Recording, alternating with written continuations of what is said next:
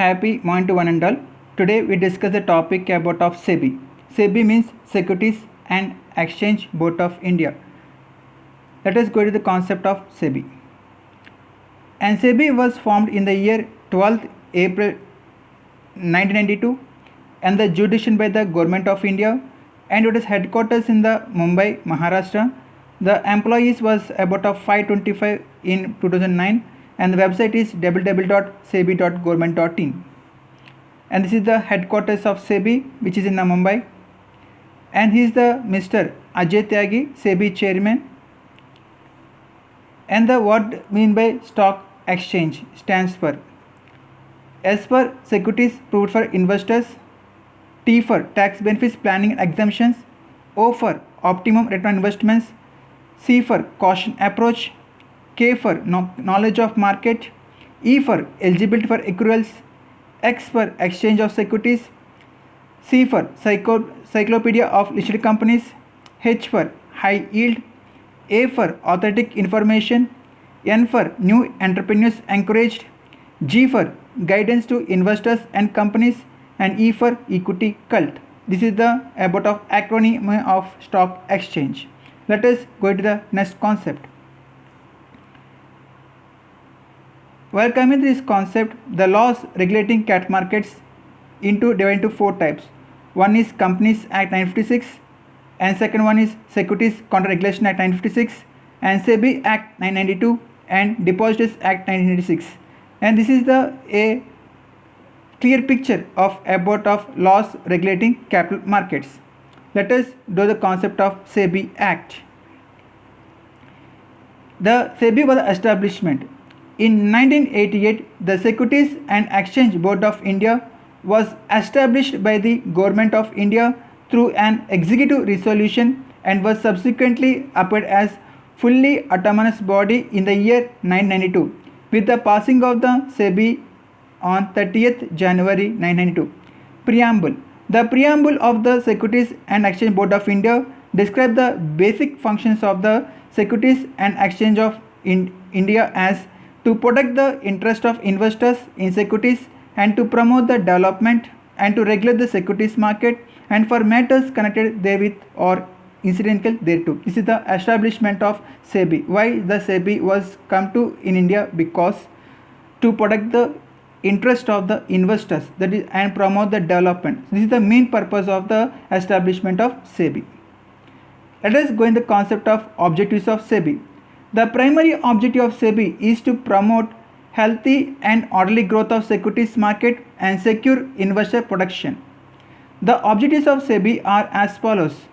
The main objective is to protect the interest of investors so that there is a steady flow of savings into the capital market, to regulate the securities market and ensure fair practices, to promote efficient services by brokers, merchant bankers and other intermediaries so that they become competitive and professional. This is the main objectives of SEBI.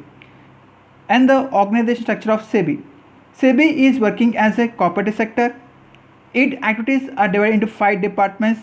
Each department is headed by executive director. The head office of SEBI is in Mumbai and here branch office in Kolkata, Chennai and Delhi. SEBI has formed 2 advisory committees to deal with primary and secondary markets. These committees consist of market players, investors, associations and eminent persons. This is the organization structure of SEBI. Let us see the organization structure of SEBI. We can see the direct representation, that is head office in Mumbai and northern region, southern region, eastern region and western region. We can see the places where the SEBI was located in different places. Let us move the next slide. In this slide we discuss about the functions of SEBI. The SEBI Act 1992 has entrusted with 2 functions. They are regulatory functions and development functions. Let us discuss the topic regulatory functions. Regulation of stock exchange and self-regulatory organizations, and registration and regulation of stockbrokers, sub-brokers, registrars to all issues, merchant bankers, underwriters, portfolio managers, etc.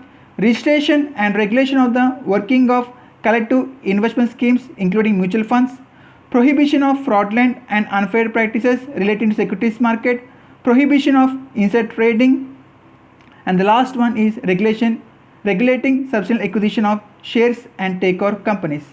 And we're coming to development functions. The development functions taken by the SEBI are promoting investors' education, training of intermediaries, conducting research and publishing information useful to all market participants, promotion of fair practices, promotion of self-regulatory organizations. And the powers of SEBI. The powers of SEBI are power to call periodical returns from recognized stock exchanges, power to compel listing of securities by public companies, power to levy fees or other charges for carrying out the purpose of regulation, power to call information or explanation from recognized stock exchanges or their members, power to grant approval to bylaws of recognized stock exchanges,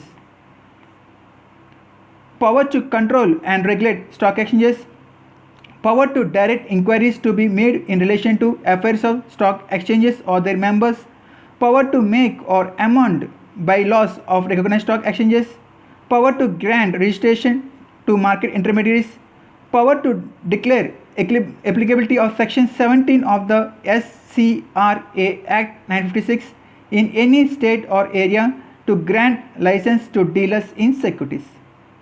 And some of the biggest scams in stock exchange, we know heard about of Sachin Ramlingaraju, that is about of Sachin computers fraud case. So the biggest corporate scam in India has come from the most respected businessman. Sachin founder Bairaju Ramlingaraju resigned as his chairman after admitting to cooking up the account books. His efforts to fill the fictitious assets with real ones through Maita's acquisition failed, after which he decided to confess the crime with a fraud involving about 8,000 rupees course, that is 80 billion rupees. Sachin is heading for more trouble in the days ahead. That is the biggest scam in the stock exchange. And another biggest scam in stock exchange is UTI scam. UTI means Unit Trust of India. The former UTI chairman P.S. Subramaniam and two executive directors M.M. Kapoor and S.K. Basu and a stockbroker Rakesh G. Mehta were arrested in connection with the UTI scam. UTI had purchased 40,000 shares of cyberspace between September 25, 2000 and September 25, 2000 for about 3.33 crores, that is about of millions, 33.3 millions from Rakesh Mehta. When there were no buyers for the scrip, the market price was around 830 rupees. The CBI said it was conspiracy of these four people which result in the loss of 32 crores, that is 320 million rupees. Thank you.